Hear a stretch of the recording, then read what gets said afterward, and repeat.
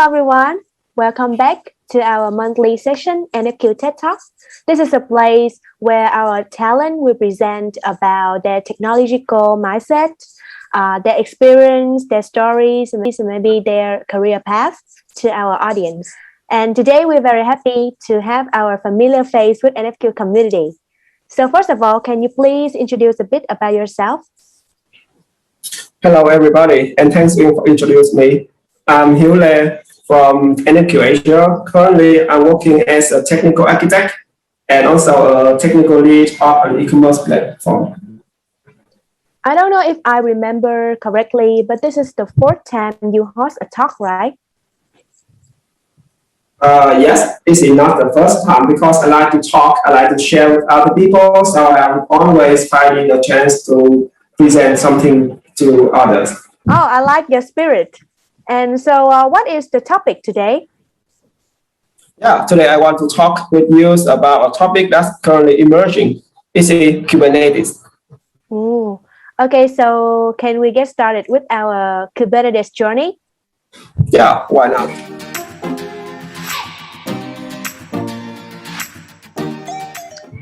So we can see that Kubernetes is one of the latest tools nowadays, right?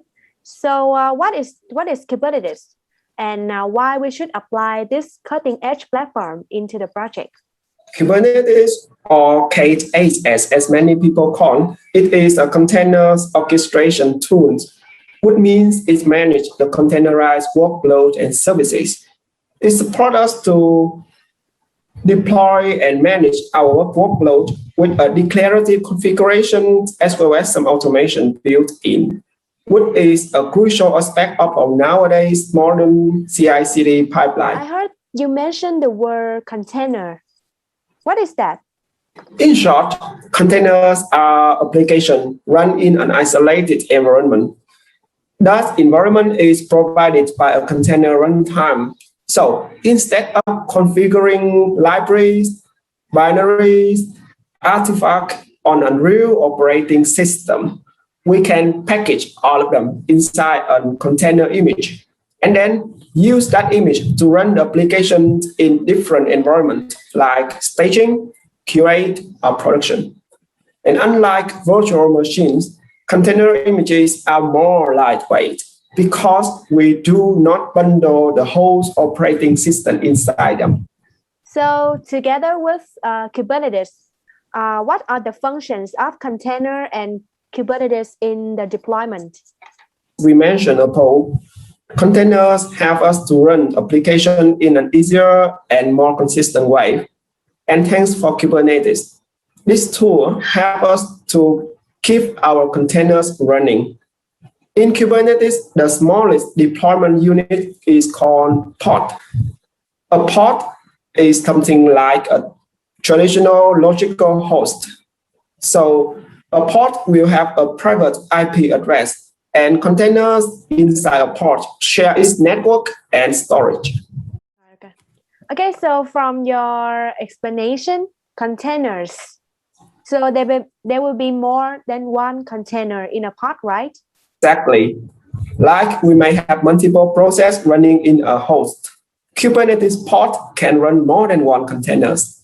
And all of those containers are co-scheduled and always be located in the same physical node.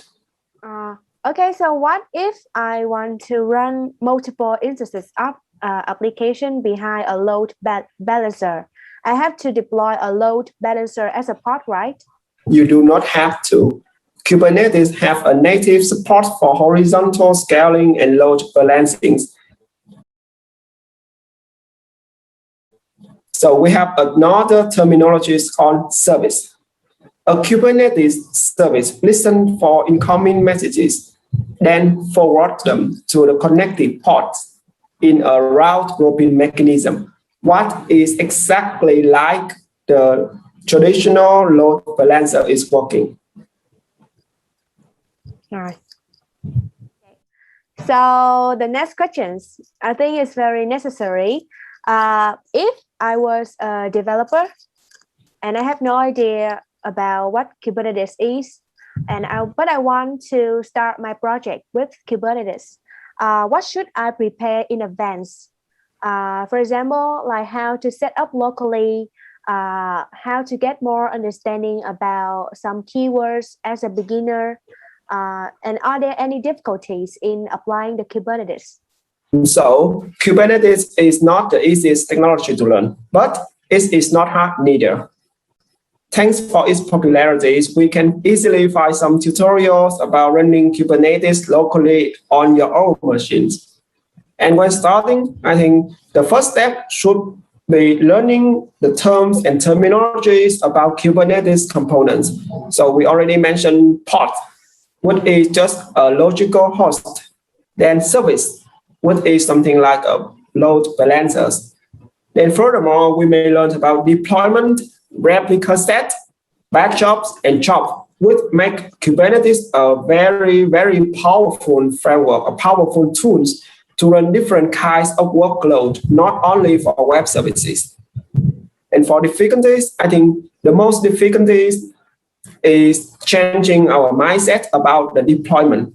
Instead of install everything we need in one physical host, we need to learn about how to separate our application into smaller, isolated, and executable packages. Then deploy those packages as containers. Right. Oh, I can say that it is not too difficult to start your journey with Kubernetes, right? No, it's not. Because I think that people should like change their mindset and willing to learn new things and apply new things. But there are many people who are getting used to Dockers. You know Dockers, right? Yeah, I know it. Yeah, and people are like misunderstanding between these two platforms. So, can you define any differences between Dockers and Kubernetes? This is not the first time people ask me about differences between Docker and Kubernetes. Actually, they are different and they are not even the competitive. So Docker, we use it to build images, container images, or to run the container in our laptop, in our own machine, and in one computer. Kubernetes, in contract, it runs the containers in a cluster, which means it runs containers in multiple computers and keep them running, keep the workload running as our definition. So Docker and Kubernetes only share the same underlying technologies called containerd or runC, which is very low level implementation. Okay, so last but not least, do you think Kubernetes is the future? Oh, yes and no. Yes, Kubernetes is absolutely popular in the future, but it is not only for the future, but also for present. So nowadays, Kubernetes is emerging, as you know, lots of platforms run on Kubernetes. So we should learn it as soon as possible. Okay, so that is the end of our talk today. Thanks, Hieu, for sharing a very informative talk. And do you want to send some messages to our audience? Yeah, first, thanks Brian and the community teams to giving me a chance to present one of my favorite tools to other people. And I have a plan to have another TED Talk explaining how Kubernetes works underneath. So hope that I will see you again in that TED Talk. Oh, yeah, you're welcome. Because we always like have you and another talents to share different topics. And I think that people are very looking forward to the part 2, right?